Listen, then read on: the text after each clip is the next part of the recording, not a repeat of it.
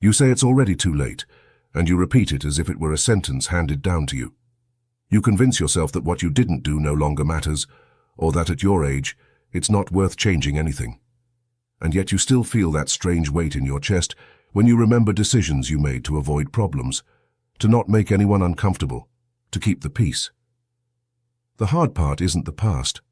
The hard part is continuing to live today as if you still had to ask for permission, because every day you maintain that posture, regret doesn't leave.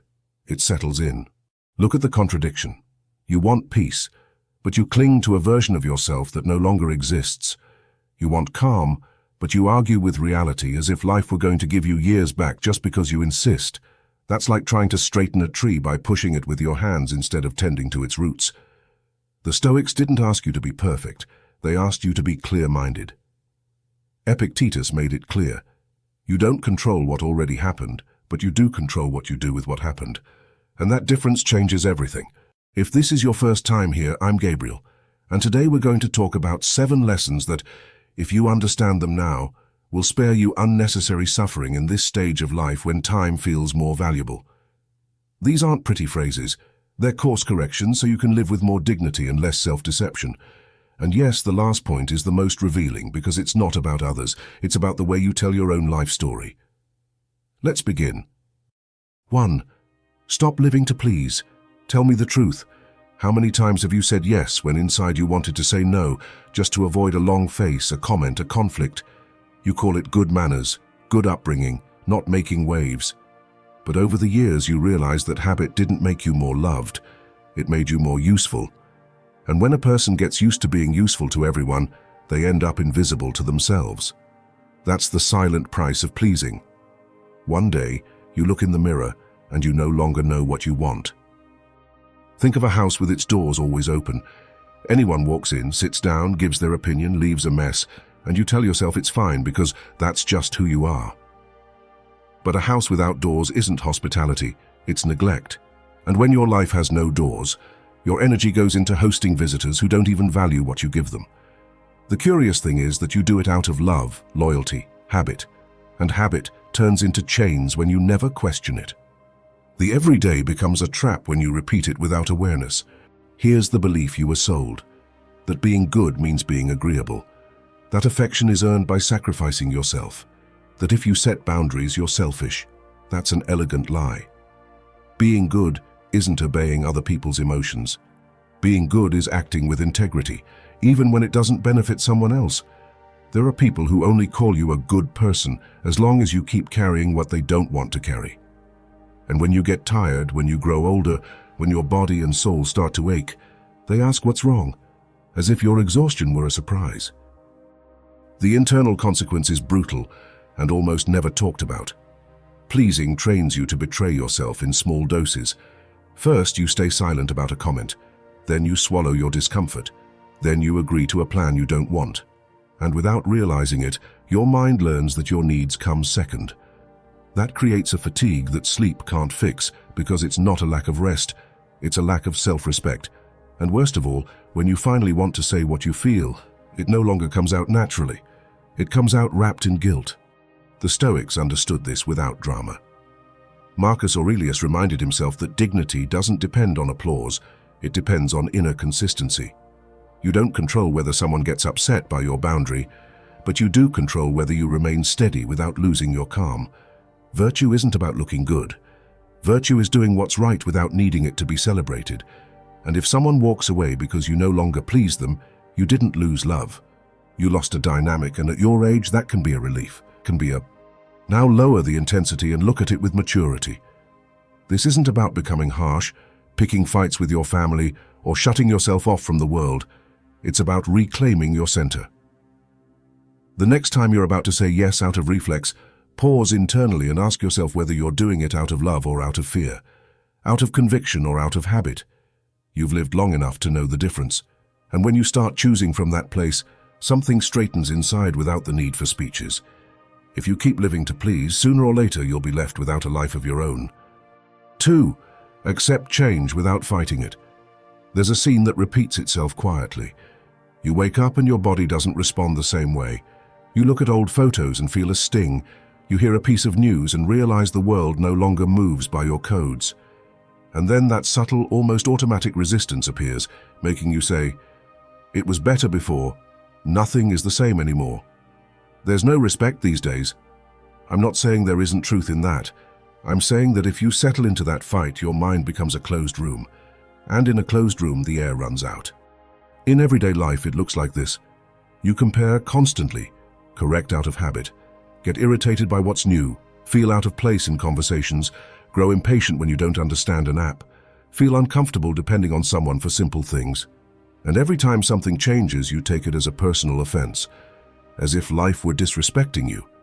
Your reaction isn't just nostalgia, it's an attempt to regain control. And when you can't regain it, bitterness appears, not because you're a bad person, but because you're tired of adapting. What almost no one wants to admit is this. Often it's not change that hurts. You hurt because you're no longer in charge. It hurts not to set the pace. It hurts to feel you're no longer necessary, that no one consults you, that no one waits for you. So you cling to the version of yourself that was strong, fast, productive, indispensable. That version had its time. But if you use it as a refuge, it becomes a prison. Because life isn't asking you to go back. It's asking you to mature your perspective. The inner mechanism is simple and human. Fear. Fear of losing independence, fear of depending on others, fear of illness, fear of being left alone, fear that your story will end without being understood. And that fear disguises itself as criticism, rigidity, pride. You tell yourself, that's just how I am, so you don't have to admit you're defending territory that's shifting. The problem isn't that the world changes. The problem is that you interpret it as a threat, and your body stays on alert even when you're sitting in a chair. Here's where the Stoic principle gives you back your breath. Epictetus taught, don't seek for things to happen as you wish, but wish for them to happen as they do. It sounds harsh, but it's freeing.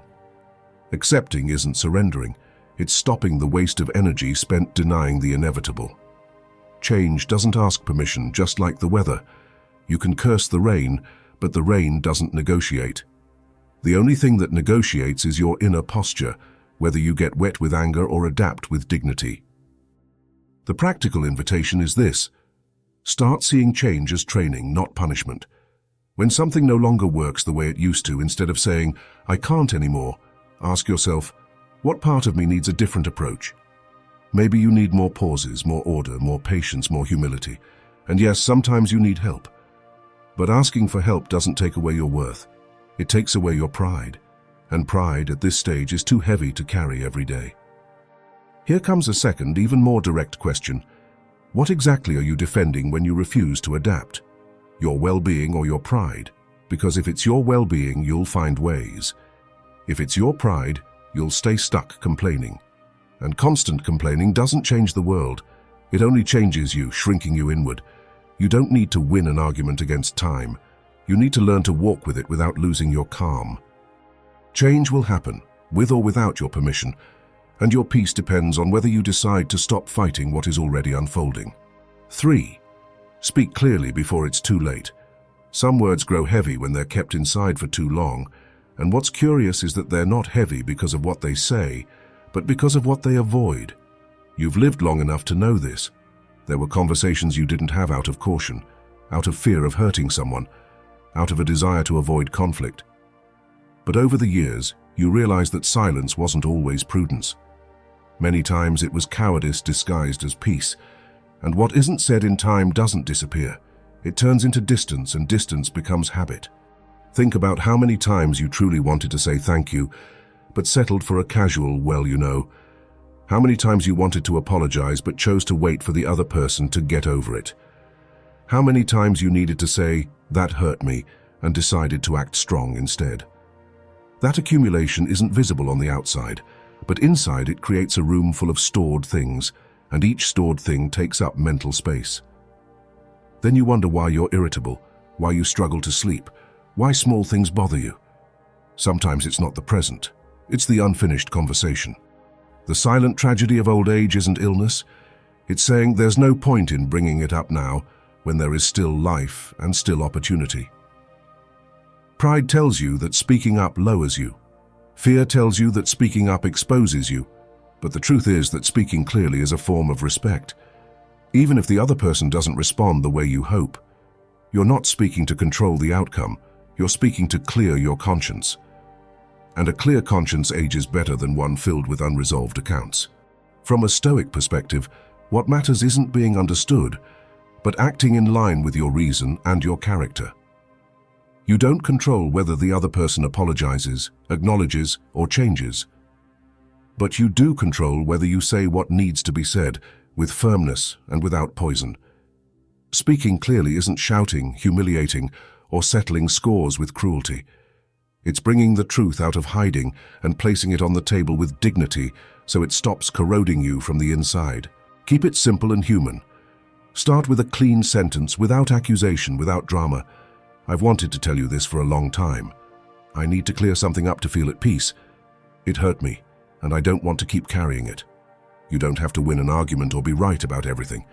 You just need to stop postponing your own truth, because a day comes when you can no longer say it, not for lack of courage, but because life doesn't give you the time. And then regret becomes permanent. The unavoidable truth is this: what you silence out of fear ends up speaking through the way you live, and it almost always speaks with bitterness. 4. Set boundaries without guilt. Many people were taught that a boundary is an attack, so they experience it as a sin. But a boundary isn't an aggression, it's a border. It tells the world where you end and where someone else begins. When you don't set boundaries, your life becomes open ground where anyone walks in with their urgencies, expectations, and demands. And you, trying not to seem like a bad person, end up paying with your energy, your health, and your peace. That isn't kindness. It's self-neglect.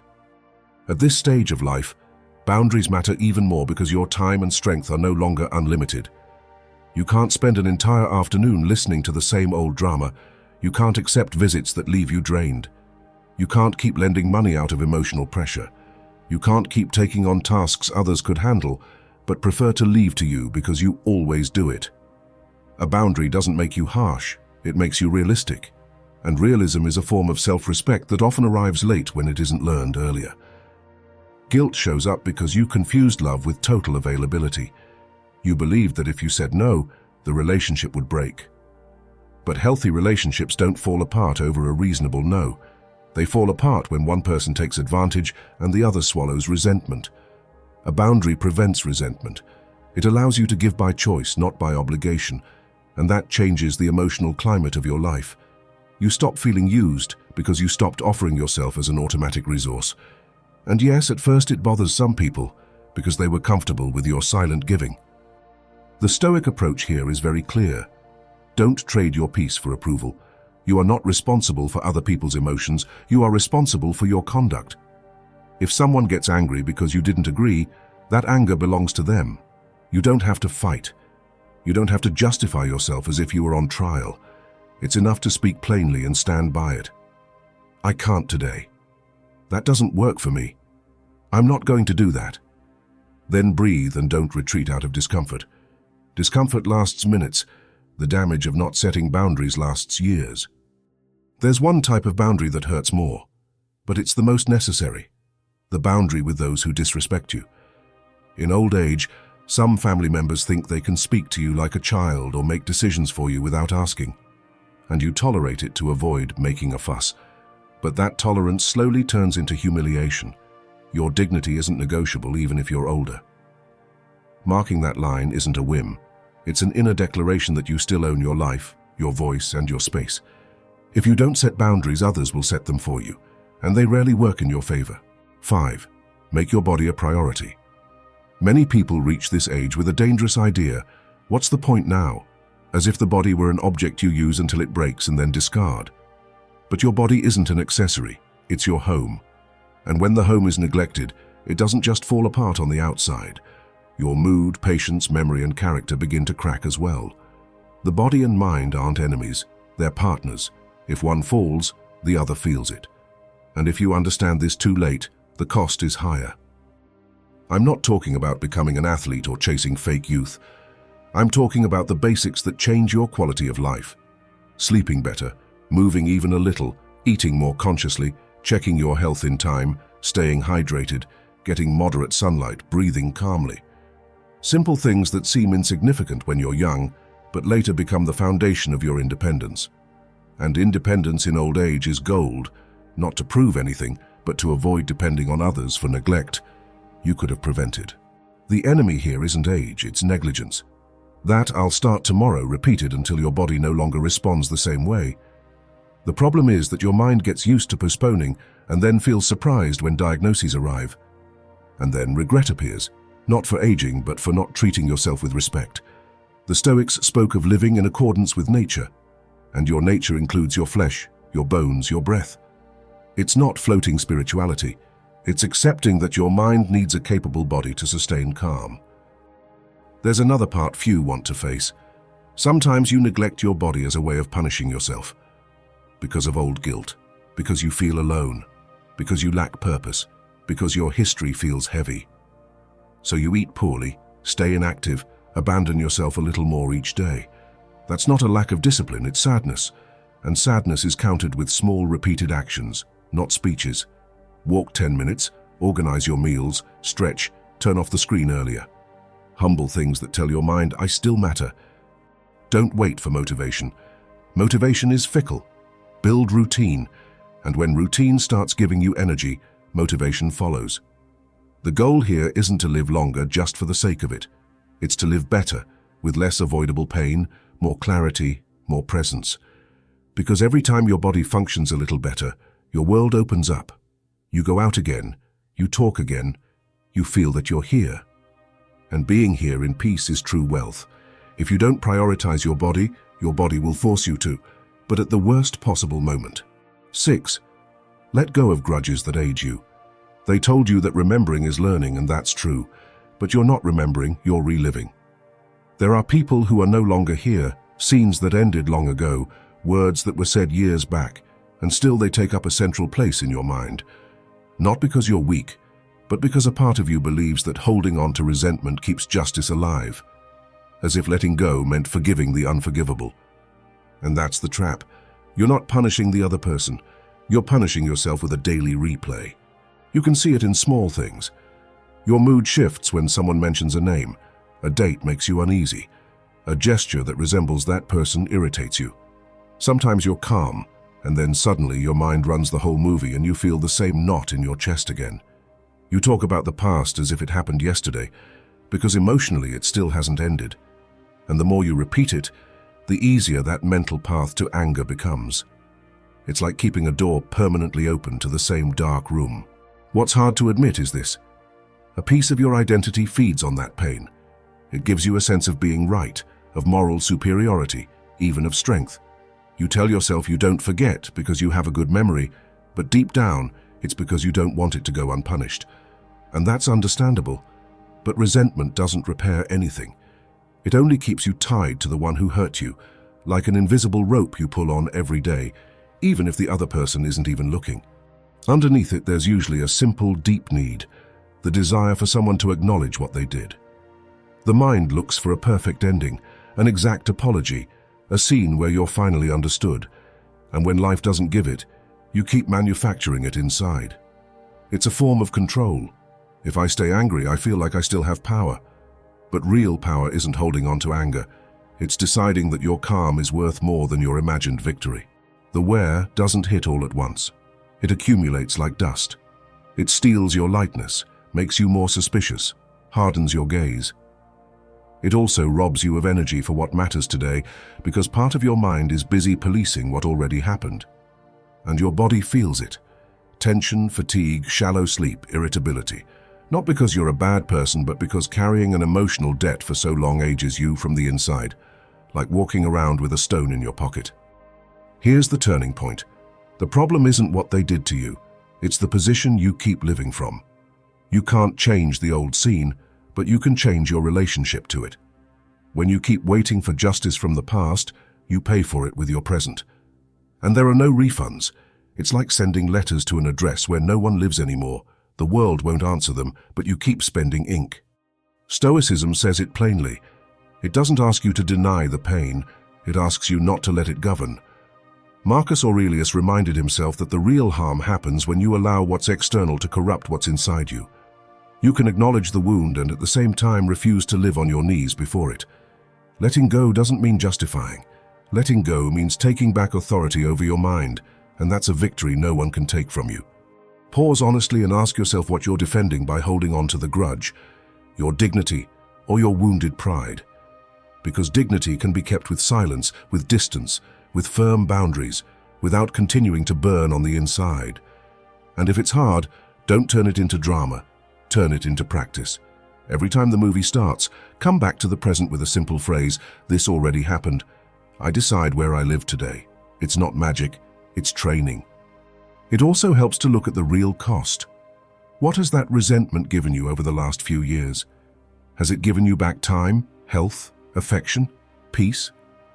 If the answer is no, then you already know it's not a tool, it's a burden.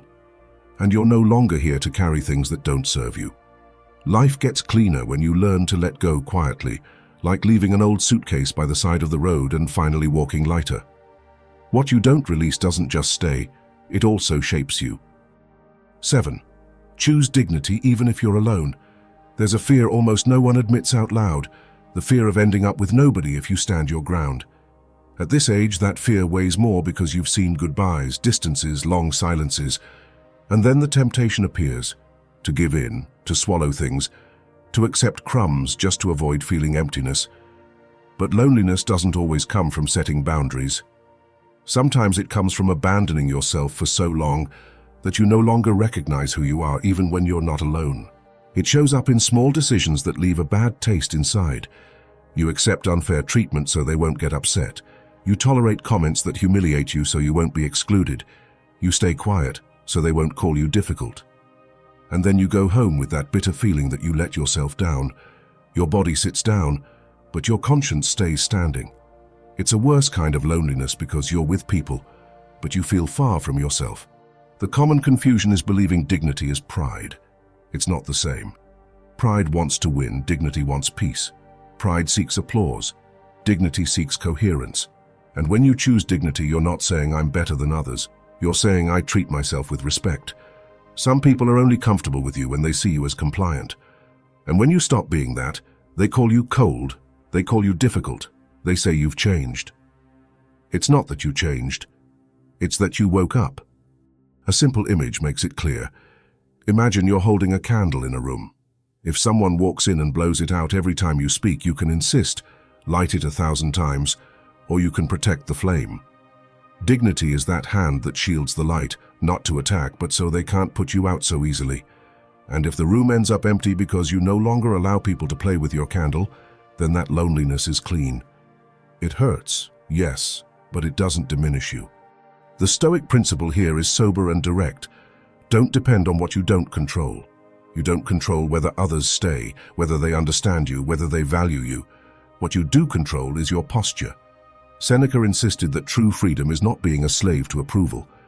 When you choose dignity, you're choosing inner freedom, and that freedom shows in your voice, your gaze, the way you walk around your home without feeling lesser. Pause consciously before you give in out of fear. Ask yourself whether you're acting out of love or out of panic, whether you're seeking companionship or buying momentary peace with your self-respect. Sometimes the right decision leaves you alone for a while, but it gives you back something more valuable, your center. And from that center, different bonds arrive, more honest ones, or at the very least the calm of not betraying yourself every day. Hold on to this idea as an anchor. Being alone with dignity is lighter than being with people without respect. At a certain age, time stops feeling infinite and becomes sharp. You're no longer interested in impressing. You want to breathe spoquino, and that's where these lessons become more than ideas. They're a way of putting your life in order so it doesn't end up ruled by fear, habit, or the approval of others. It's not about fixing the past. It's about stopping the tribute you pay the past with your present and starting to live from a cleaner place. What changes inside doesn't always show on the outside. Sometimes no one applauds when you choose to speak clearly, set a boundary, let go of a grudge, or take care of your body. But you feel it. You feel it when you sleep a little better, when your chest feels lighter, when your mind stops arguing with what can't be changed. That transformation is quiet, and precisely because of that, it's real. It doesn't depend on others cooperating. It depends on you stopping the habit of putting yourself off. There's one question worth more than any explanation. If today you kept living the way you used to, what part of you would be left without a voice? Because in the end, it isn't life that takes opportunities away from you. Many times it's you who closes them out of fear of making others uncomfortable. And the hardest thing isn't losing people, it's losing yourself in the attempt to keep them. Personal responsibility isn't a burden, it's a door. The moment you accept it, you get your direction back. Don't beg for peace where there's only wear and tear. If you're listening to this, you're not looking for motivation. You're looking for a way to live with more steadiness and less noise. And that can be trained, just like calm can be trained. One day you do it well, the next day it's hard, the next day you fall back into the old ways. That's fine. What matters is that you've seen the pattern now, and once you see it, you can't pretend it isn't there. You keep practicing, with patience, with honesty, with that quiet discipline that doesn't need an audience. If this content brought you value, subscribe to the channel and turn on notifications. And I want to ask you for something that matters to me. Leave a comment with the phrase, "I'm a Stoic," along with the name of the country you're listening from, because I love knowing what parts of the world make up this community of Stoics that grows every day. And because that phrase is also a way to remind yourself who you decide to be. I'm Gabriel, and this is the Stoic Garden. In a moment, 2 recommended videos will appear on screen to help you go deeper. Pick one, keep going, and hold on to what matters. Living with dignity isn't a luxury, it's a daily decision.